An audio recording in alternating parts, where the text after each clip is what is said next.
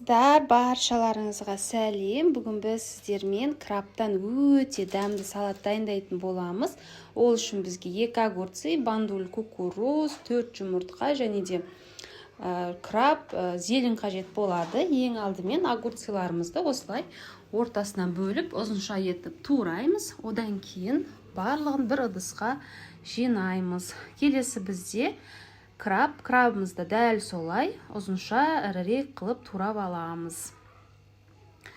Ірірек қылып тураған сайын салатымыз өте әдемі болып көрінеді, қыздар. Келесі бізде жұмыртқамызды тек 3 бөлікке ғана бөліп, оны да ыдысымызға саламыз. Және де бізде келесі зеленіміз.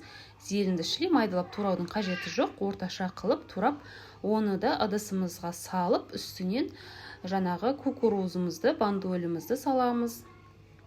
Және де үстіне дәміне қарай тұзымызды сеуіп, одан кейін майонезімізді салып, жақсылап араластырып аламыз.